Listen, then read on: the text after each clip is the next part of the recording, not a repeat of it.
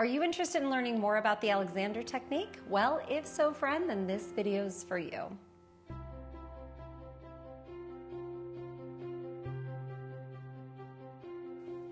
Hi there, my name is Morgan Risden, and I'm the creator of Center Studio, where I teach people skills to feel more comfortable more often. Now, if you are new to my channel, friend, welcome. I'm really glad to have you here, and I hope if you enjoyed today's video, you'll do me a favor and quickly hit that subscribe button.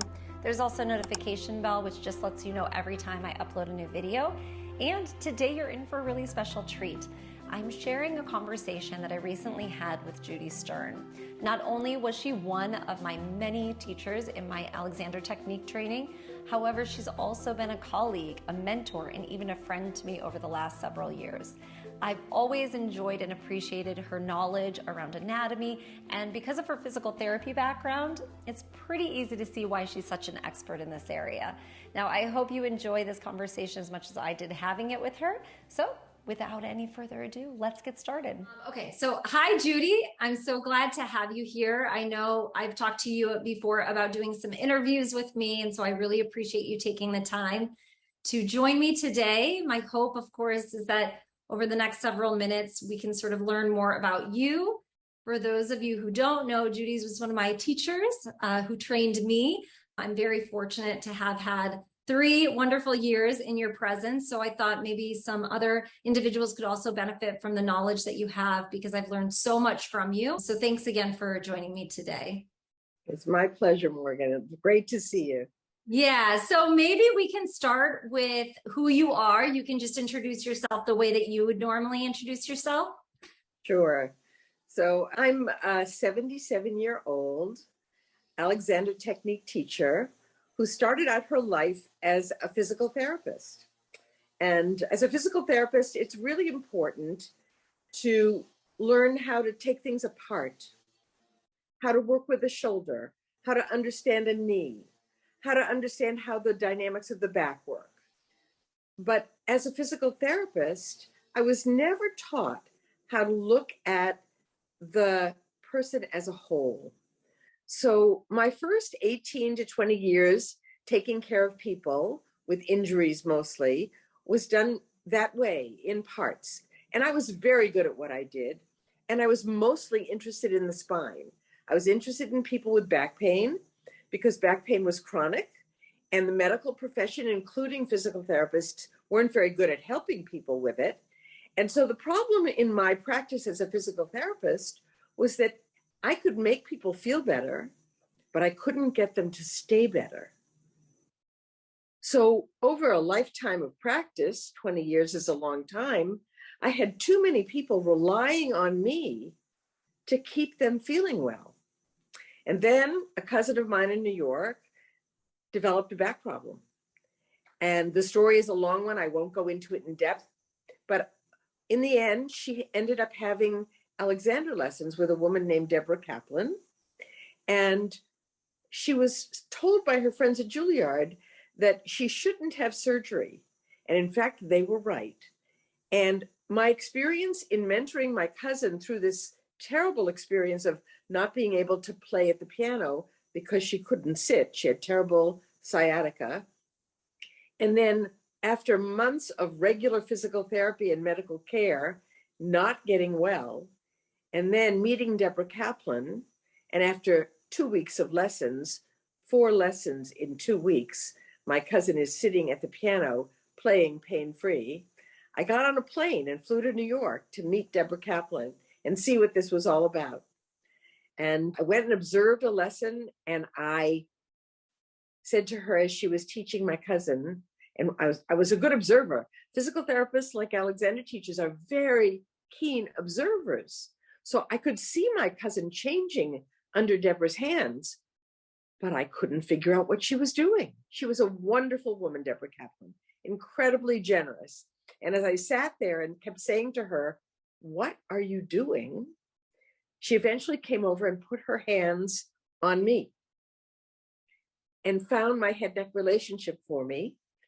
And as many people tell their own stories, I was transformed in that moment and felt my coordination. I turned to her and said to her, "How did you do that?" And she said, come to New York and train, and I'll teach you how to do that for yourself, and then you can teach others. So Deborah was also a physical therapist. And the difference between physical therapy and Alexander technique is that the Alexander technique teaches a person as a whole. And a physical therapist oftentimes ends up chasing the pain around the body, trying to help a part. We are not made up of parts that don't relate to each other. We are all inextricably intertwined, mind and body. And so one can't treat the body without including the mind. And when I say mind, I mean your ability to think and to think in activity, and how that can actually be a healing process. And I didn't realize, I guess I knew that Debbie Caplan had a physical therapy background, but I forgot that until you said that. Did she still do physical therapy and Alexander technique, or was she only teaching? So that is always a question. People always say that. So I would say that when I teach the Alexander technique, I'm doing physical therapy. It's a modality. Yeah. So Debbie, like myself, we both always kept our licenses. Debbie was first trained as an Alexander teacher and then as a PT. I was first trained as a PT and then as an Alexander teacher. Either way, there's no way when you put your hands on someone that you aren't doing some kind of therapeutic process. And I would say that the Alexander technique is a powerful therapeutic process. So am I doing one or am I doing the other? I could never practice physical therapy the way I did before I knew about the technique, nor could Debbie. But we could use our understanding of pathophysiology and anatomy and the mind and our own experiences to help people stay well, right? Because that was the issue for Debbie as it was for me. My hands were good. I could always take away some of the extra tension in someone's body. But if they went back and did what they always did, they would get what they always got, which was excess tension.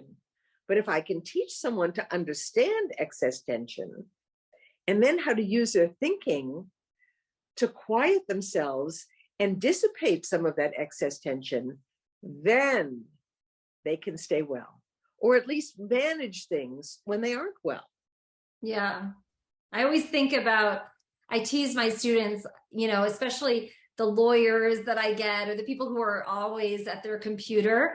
Your computer has you so many hours a week and I get you one.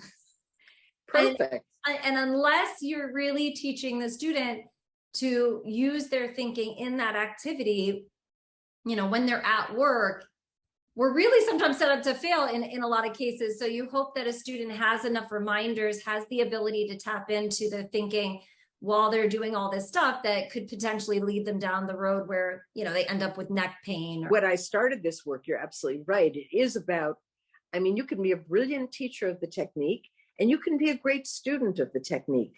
But unless you know how to remind yourself to stop and rethink, you're lost.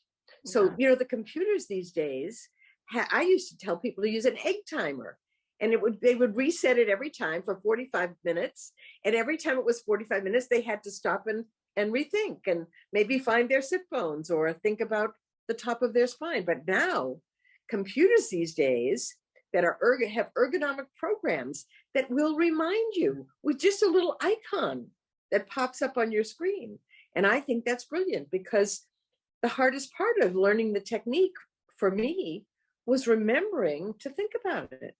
Yeah. Not getting lost in my life, right? And sometimes I think that's why it takes 3 years of training just to begin the process of being able to pay attention enough to make change, to make permanent change. Yeah. My student the other day told me, she said, this seems like this would be distracting because I'm trying to listen to somebody and you're asking me to pay attention to my body at the same time. And then I told her, yes, that's right. I'm asking you to do something new that's going to be difficult. However, this is the path to change, is if you can do more than one thing at once, which you can drive your car and you can have a conversation at the same time. But at some point you probably were, I need to concentrate. I need to remember where my rear view mirrors are. I need to, and you weren't talking and having a conversation and drinking your drink. You were paying attention to the road because it was a new skill you were learning to do, and you needed to be freer of distraction. But then all of a sudden, the more you practice, it gets better. Now you're talking a bit about multiple awareness. And I think that people think that they're not multiply aware, but we are all the time multiply aware. So why not let one of those awarenesses that we're involved with be about taking care of ourselves? Yeah. I mean, that's really the trick, isn't it? To not lose oneself to the task, whether it's this task of us having this conversation, it's the task of teaching, or as you described, that funny thing that happens about driving, where you suddenly are doing it without thinking about it, right? So I think that as a teacher, when I teach now, after 40 some odd years, I don't have to attend to myself nearly as much as when I was first out of school. Because when I teach, my awareness is so heightened and also very multiple. Yeah. That actually brings me to the question I had about training. So a question that I always like to ask teachers is with regard to the training and what the hardest part about becoming an Alexander Technique teacher was. I think this training, at least from my perspective, my experience was that it was unlike learning anything I've ever learned in my entire life before. And because of my tendencies to be, a type A, I want to study hard, I want to get it, I want to be good. I felt like that was probably my biggest downfall with becoming a teacher, because this work, learning this technique, wasn't conducive with my original mindset, my way of learning. And so I'm curious if you had a similar experience, or what your experience was when you were learning and training, and what that was like, what the hardest part or what you found surprising. So I so relate to what you're saying. So I came to this work as a 38-year-old who had been a professional physical therapist for almost 20 years at that point, thinking that I knew a lot about, especially about the body and about especially the pathology of the body. But I really had a full anatomy course. I had dissected a cadaver. I had physiology under my belt. I had pathophysiology under my belt from all my years of working with everything from a burn patient to orthopedic problems to neurological problems. I mean, I was very educated in the world of medicine. So I came into this program. It was a 3-year program. And I thought, I can probably do this in 2, because I've sort of done a lot of the stuff that probably other people here haven't done. That was my starting attitude. And I got into the training, and it was a very stressful time in my life. And I found that the only part of my day that I really liked, that didn't feel stressful, was my training. And so in the beginning, I was a piece of cake to have in the training, because it was all about my own use. It was all about absorbing things. And ACAT at that time really relegated the first year of training to teaching someone about their own use, and a lot of hands-on. And so I loved it. And then in the second year, I began putting my hands on people. And I remember my teachers trying to help me understand what it would mean to just stay with myself. And although I'd had a whole year where I thought I really had a handle on it, my type A-ness was that I really had no idea what they were talking about. And so my teachers began doing things that I called sneaking up on me. So they would try to give me an experience when I was distracted. And I remember Sarni Ogus saying to me, she'd give me an experience out of the chair. I'd be with her in her hands, and then someone would distract me, and I'd be talking to a colleague, and she'd take me out of the chair. And I'd go, wait a minute, Sarni, I wasn't paying attention. Will you do that again? And she said, exactly. And it was those moments. And I began, every time a moment like that happened, it was so confusing to me that my way of learning, like yours, Morgan, was not the way you learn the Alexander technique. And I realized that if I didn't develop a sense of humor about myself, that I was not going to survive the training. And then the last story I'll tell you is a story of a private lesson with Barbara Kent about halfway through my training. And Barbara was a brilliant teacher, and I loved my lessons with her. But about, I'd say a year and a half in, maybe 1,000 hours of Alexander technique, we're having this lesson in her studio. And I turn to her and I say to her, Barbara, this is the same lesson we had the day I came for my introductory lesson to be admitted to the training. I said, I haven't learned a thing. And I started to cry. I said, I haven't learned anything. We are doing the exact same thing. You are asking the exact same things of me. Do you think I'm not fit to be an Alexander teacher? And Barbara started to laugh. And I said to her, don't laugh. This is not funny. I'm serious. And she said, I'm not laughing at you, Judy. She said, but if you're going to stay on the planet with us humans, you're going to have to learn that there is no endpoint to this work. And if you think that you're ever going to get to a place where you don't have to pay attention and you've got this, you're going to have to transcend and live with the gods. Because we humans, we learn from our mistakes. And the Alexander technique is all about embracing your habits and having them be your teachers. Learning to understand that it's not about erasing your habits, it's about using them to learn how to stop, become aware, and think differently. And I remember it was a light bulb went on, and the rest of my training was about trying to keep my mouth shut and take in the experiences, these brilliant experiences that were being given to me so generously, so that I could be skilled enough to give them to others. Yeah. So yes, I think the training is an incredible challenge. And I think that each of us brings our own learning style to it. And it's the generosity of the trainer to understand that each individual brings themselves to this work with all of their habitual understanding, including how to learn. And that undoing process is a lifetime's work. It doesn't finish at 3 years. It's just that you learn how to have a sense of humor about the fact that you are human. And then to be generous with your students.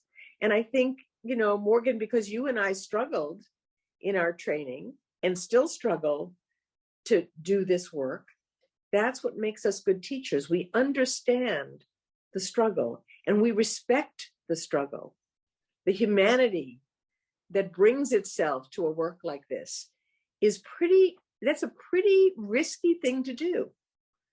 It's like undressing in front of a room full of people, And so I think that to be courageous enough to step into an Alexander teacher's studio and allow someone to help you see what's underneath all those habits of life, and then to embrace them, and then try to live them, that's really what it's all about.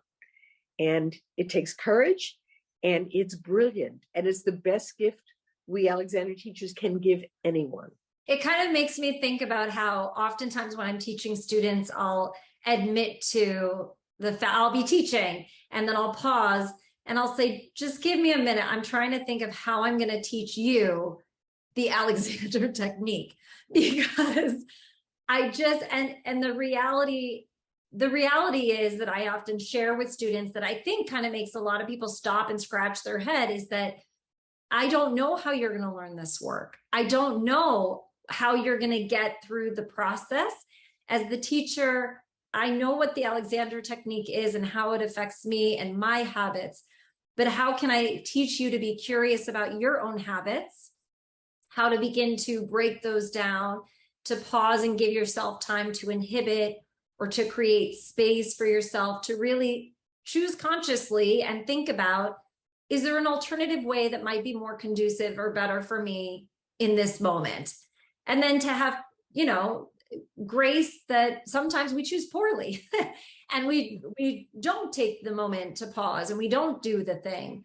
And I think that's something, personally speaking, I really try to remind my students, and I'll joke, I use a lot of humor, not because I think I'm funny, just because I feel like it loosens the body up. And I'll tell people that this is called the Alexander technique. And the word technique suggests it's a skill that will get better over time when you practice. And you decide to stop because you've gotten what you want, okay, no judgment. But if you want to go deep, this life of yours can be very fulfilling using this work. And I find that to be like the juiciest part, that I think it's so exciting when students discover, like, oh, I used it with my roommates. Like, you didn't tell me this was going to help with my interpersonal relationships. It's like, oh yeah, that's frosting, you know, like, right. Your back pain goes away, but you can also start to create boundaries in your life and recognize patterns in relationships and notice your responses. And even if we go back just a step, I would say that in an Alexander lesson, often it's the first time anybody has ever been asked to actually be quiet, to be still, to understand what it means when somebody says pause. So I think that for me, it was really interesting to figure out halfway through that they really meant to stop. I mean, it wasn't just a casual request. And was I comfortable stopping? Not really.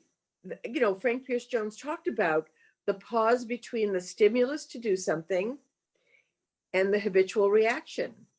And if you can pause between those two, the reaction can become a chosen response as opposed to a habitual reaction. But I would say that probably 90% of the population, maybe more, has no idea what it means to pause. And I do think that we underplay in our work with people the teaching of the pause and helping people understand that for themselves in a way that's uncomfortable and a little bit awkward, and remains awkward to me to this day, leaving the space and the silence. I mean, I remember thinking that I had become a better teacher because I was talking less in a lesson and leaving more room for there to be quiet in a lesson.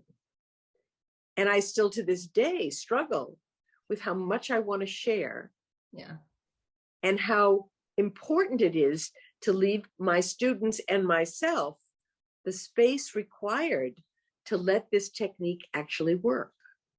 Yeah, I still struggle with that myself. And I remind myself in school, you know, this before pandemic, when you'd have a little cold and you'd still go out in public, right? We don't do it anymore, but we used to. And I would be a little under the weather. Maybe I had like a little stuffy nose. And those were the days where everybody, all you teachers would be like, so well today. You did so well. Like, your use was good. You were teaching. And I was like, I had no energy to show up in my habitual way. And there was more need. The inhibition was a guarantee because I just didn't have it in me not to. And that is something I tell students, even though I continue to have it be a work in progress for myself, is that inhibition component, it's my belief, which sounds similar to yours, that is the most important.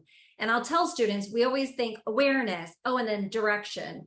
But really, it's that moment of inhibition that if you can sit there long enough and give yourself that space, that really you become more embodied. You get to see things a little bit. And I think like anything, the more you do it, it becomes a little less uncomfortable, a little bit more familiar. But yeah, when I start teaching, I get excited and I'm like, let me teach you everything I know.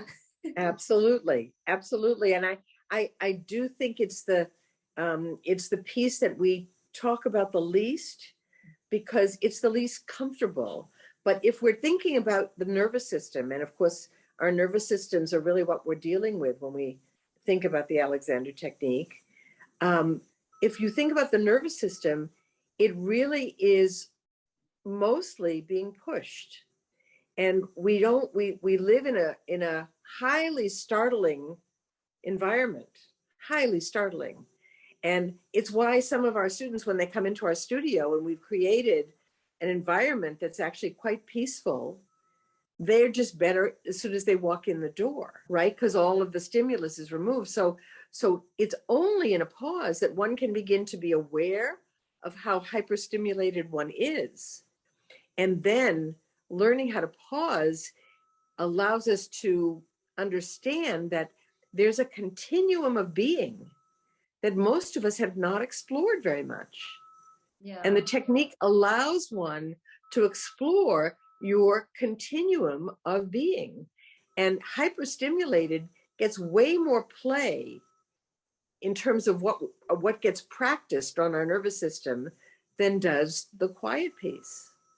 Yeah. And sometimes I think we teach people simply how to be quiet and observe.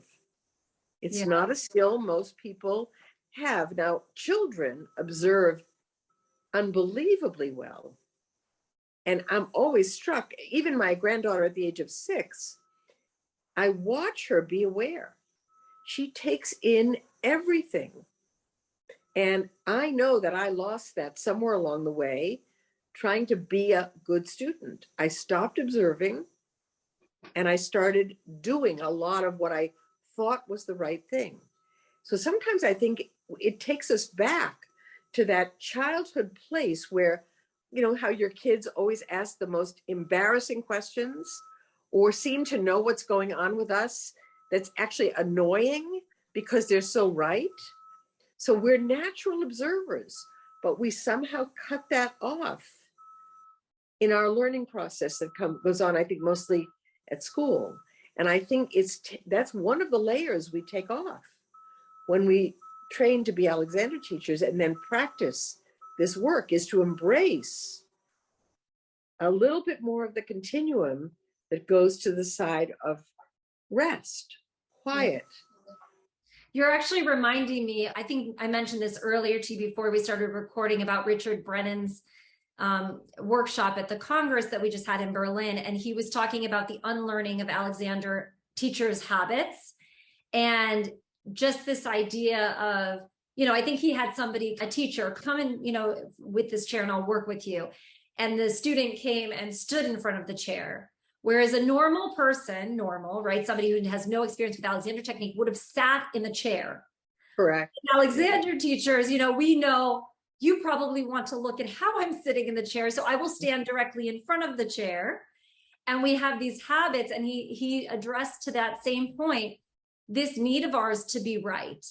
And in that area where we're looking to always be what somebody wants us to be or to deliver, you know, we have removed ourselves from being able to observe and decide and give ourselves choices about how we want to be at any given moment. And we fall into those habits that I think speaking to. What you just said made me think of that. It's interesting because it means that when I say now to a student, so we're going to sit and stand, but honestly, I don't care how you sit and stand. It's hard for a student to believe that. So that's where the learning process seems, because we always teach them in front of a chair, not always, but many of us start there. There is all this habit around it. And how do you make it fresh? And I think, Morgan, that you, in the way you teach actors, it's my sense that you have a way of making it fresh, and that in group teaching, in some ways, it's easier to be fresh in terms of understanding habitual reaction, pausing, and learning how to do something a new way. And I think that when we teach traditional Alexander technique, what Richard Brennan is saying is, we need to be a little more creative, or at least be more convincing that we don't care about the sit to stand process as an activity. We are using it as a metaphor, right, for how to do anything. Yeah. To first observe it, then to pause, and then to rethink as we take ourselves into that activity using these directional ideas, right? Well, I think that's the funny part too, right? Is because from my understanding, it was always use the chair because you're using all of your major weight-bearing joints. It's an activity that you do every day that we don't really care about. You know, it's not like to your point, we don't care about how you sit or stand. It's just the means whereby we teach you the Alexander technique. However, Right. in that process, the irony about it is that then we start to really care about how we are getting up and sitting down, when really that's not what it is. And that's the humanity of it all, right? How can you not care? Especially if you're in a teacher-student relationship, right? So that's the fun. I think that's where a sense of humor is really, really important, because of course it's all silly, right? I'm asking you not to sit, but you know you're going to sit. I'm asking you not to bend, but I know you're going to bend. I mean, all of that has to be done in a playful way in order for someone to jump over all these challenges of being human and wanting to do things the right way. And I'm also thinking about a story that somebody had mentioned at the Congress about Walter Carrington. And actually, I think it was in Richard Brennan's class, where he said, after FM Alexander's stroke, he didn't write anything, right? The later part of his career. So the only documentation that we have apparently is Walter Carrington's diary of some of his lessons, etc. And apparently in that, he talked about FM saying, we can't even say neck free, you know, headboard up, because it really just, these are new doings. And it's really about undoing and stopping. And apparently at the first Congress, a student had approached Walter Carrington and said, so then why did you keep telling us neck free, et cetera, and and all he said was, what can I say? Old habits die hard. It's all doing the best we can. Yes. And it's a personal, you know, how do you as the teacher help the student step into, you know, so I tell my students this. My job as your teacher is to help you learn the Alexander technique. And through that, I'm hopefully giving you skills that you can start to be curious enough to look at yourself through a new lens, and then have a sense of humor so that you don't get frustrated and walk away, and to stay curious enough and to see the benefits that when I keep doing this, I keep enjoying it, you know. And that, I think, is really, for me, the joy of teaching is how can I share that playfulness. And, you know, sometimes I'll tease, I'm giving my students the gift of never being bored again. Like you never have to be at a boring, you know, cocktail party again, because you have things that you can think about that by the time you leave, you'll be like, oh, I feel a little bit more upright and easy. And that was lovely. Conversations were dull as heck, but I feel good, you know? Right. I think that's a really powerful idea, that one can always be taking care of oneself. And that when we lose ourselves to the activity, I mean, I always think about in relationships, in conversations, that unless I'm keeping track of myself, I get lost in the conversation. And that it's much more interesting for me to listen and breathe and take care of myself. Then when I respond, it's much more meaningful. And I'm an interrupter. I'm somebody who tends to interrupt people. That's how ahead of myself I tend to be. And so I always think that the evidence of a really good interaction with someone is how many times I have stopped myself from interrupting when somebody is talking to me. And that's a real process, an Alexander process that I'm in my entire life, is trying to keep track of not interrupting people because I have a thought, even though they're in the middle of their sentence, you know? And so there are things like that you're describing that are skills of a lifetime, right? If we can manage our relationships In the same way, we learn how to get in and out of a chair in a thoughtful, meaningful way that doesn't overstrain us and that uses the right joints. We can also learn how to be in a conversation with someone and be both respectful and make a contribution. But it requires pausing. Yeah. In that pause, maybe not responding right away. Right? And you did that earlier in our meeting with each other. You stopped initially and you said to me, wait, I'm going to start this again. And you took the time that you needed to begin our conversation. And I thought it was really poignant that you, right at the beginning, caught yourself. And doing an interview it's highly stimulating, both the interviewer and the interviewee, but I think the interviewer more. And so you really caught yourself.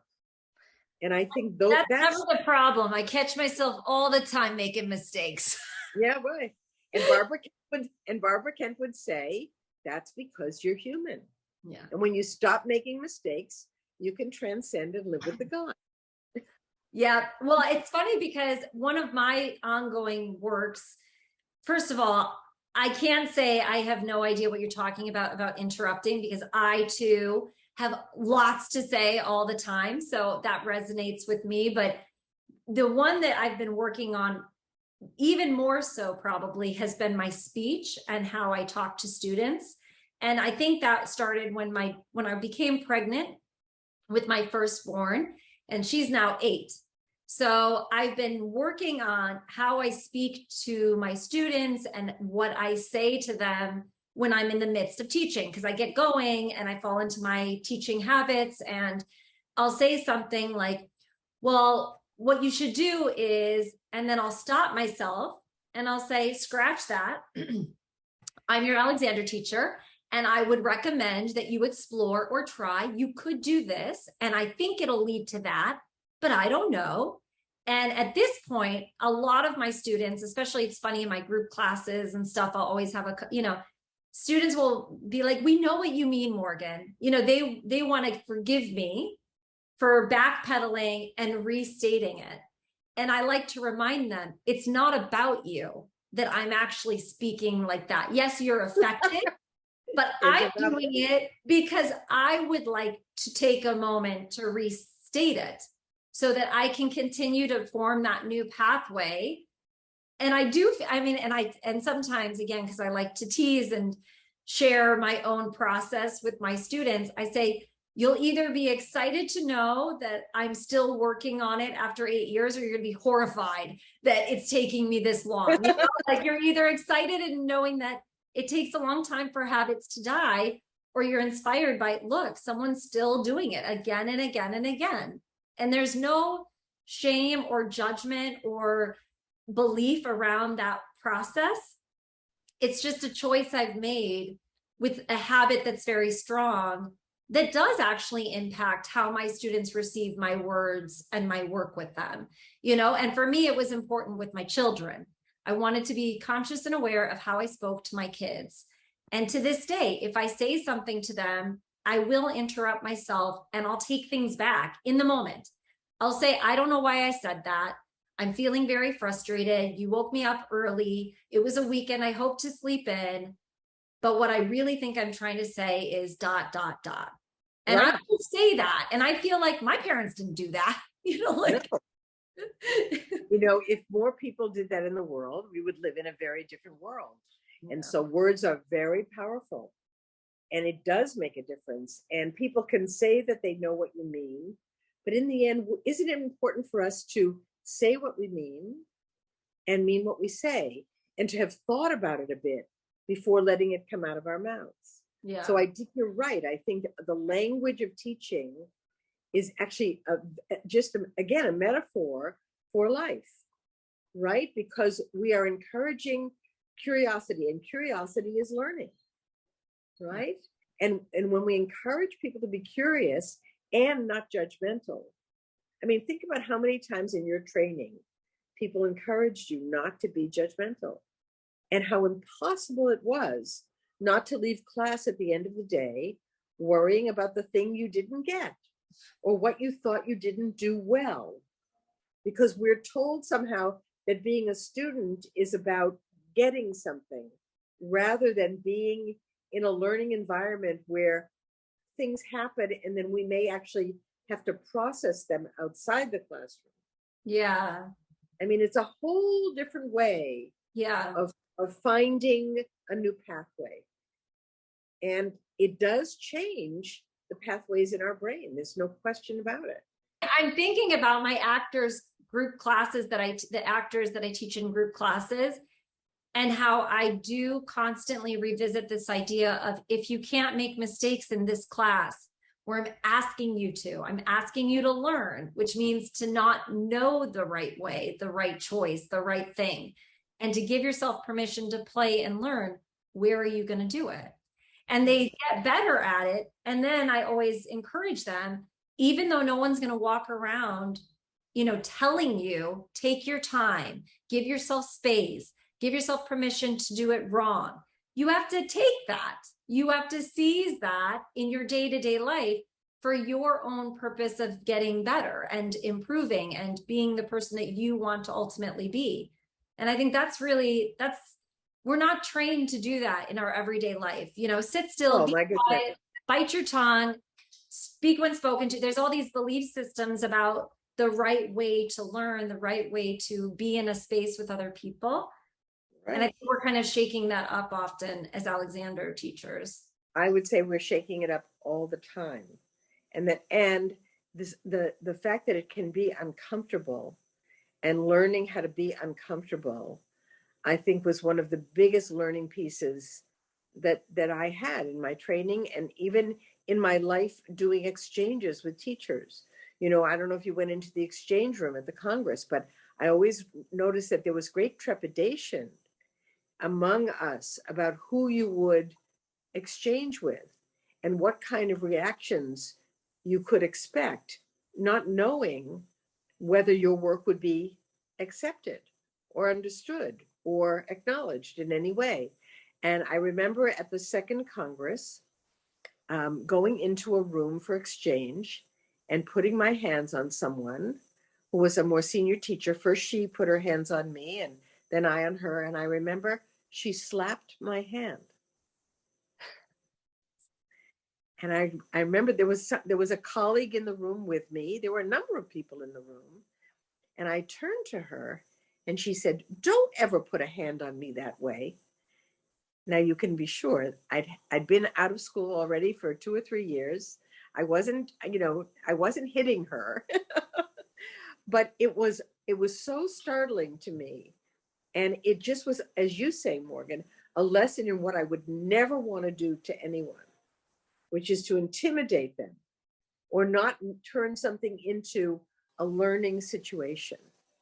So if someone were to put their hands on me and I thought it was not what was good for me, which may have been what happened with this woman, I didn't wait around to find out. But it's very important to help someone understand that circumstance is something one can work with and that's a learning opportunity. And so I know that in the Alexander exchange rooms, people are cautious and people don't want to have their hands slapped, actually, literally or metaphorically. Yeah. And so it takes some courage to be curious and to be willing to make mistakes and to understand that it's only in making the mistake that one learns. That's how it works.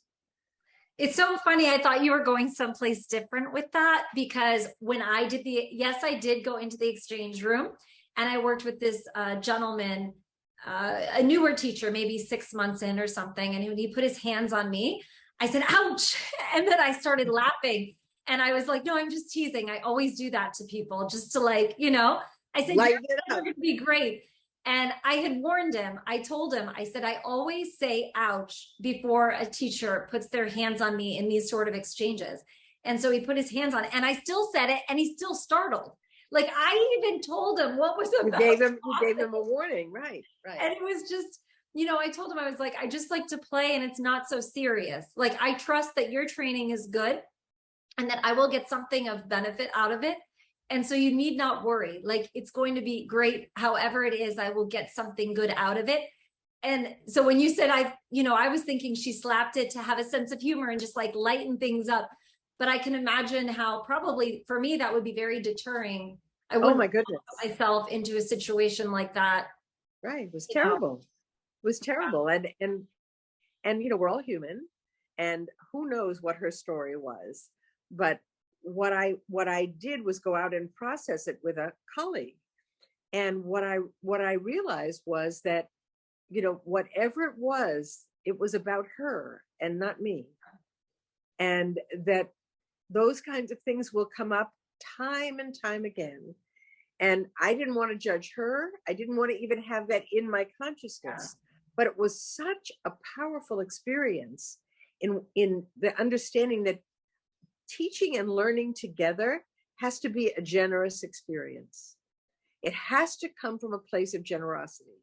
And if it doesn't come from that place, it's not the technique. There was a very wonderful woman, a teacher from London. Her name was Trish. I wish I could remember her last name. But she walked into my training class one day at ACAT, and we were having a good time. I guess it was the anatomy class. I can't remember. And everybody was laughing, and she walked in, and I knew her. So we said hello, and it was very warm. And she said to me, and to the whole class, she said, I just want you to know that if you're not having a good time, it's not the Alexander technique. And I remember loving that she said that. I just love that she said that, because that's the truth. If this exploration isn't fun and we're not having a good time learning together, it's not the technique. Just isn't. Yeah. I feel you have been very generous with your time today. And I know I had wanted to talk about other topics with you. And I know we've spoken before. During the pandemic, you had experienced an accident, which you were kind to share with me. I was very concerned. And I know how hard you've worked to recover from that. And that was something that I thought maybe people would be interested in hearing from an Alexander teacher, what that was like going through that accident and the recovery, and what that was like for you with all the knowledge that you have. So I'm hoping that maybe our next follow-up conversation, we can focus on some of those things that you experienced, and you can share what that was like for you. Because I know even just my talking to you, when I first learned about this, I was stopped in my tracks. And then when you were talking about what that was like, I just think that's really powerful, how you've used this work and it has really helped you in your recovery. So hopefully that's something you're willing to share in our next conversation. It would be my pleasure, Morgan, to do that. Actually, I've been looking forward to having an opportunity to talk about that. I have shared with colleagues and, of course, with my doctors how I use this work to recover from this injury, but I've never had a chance to actually share it with my larger community. And it's a pretty powerful story. It was a pretty dramatic accident, and I look forward to sharing it with those of you who are interested the next time Morgan and I get together and talk.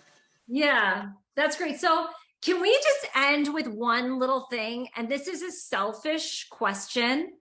If you're watching and you don't want to learn about this, you can just turn off the video now, because this is actually all about me. I am curious, Judy Stern, what your first memory of meeting me was. That's such a great question. So I do remember meeting you the first time. I remember when your class began at ACAT, and it was your first term. And what I remember remains true to this day, which is that you light up a room. It's true.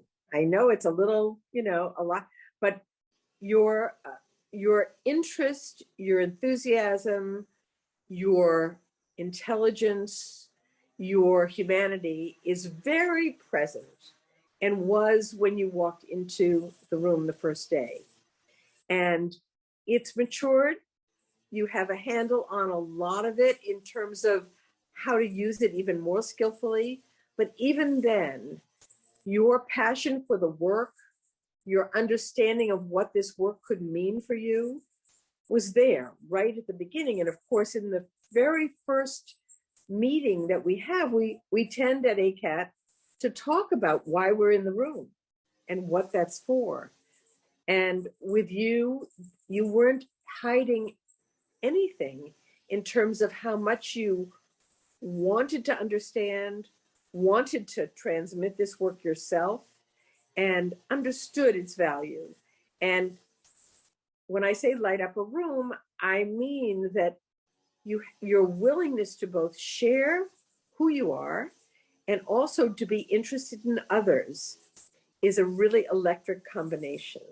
And I think it is why you are the teacher that you are today.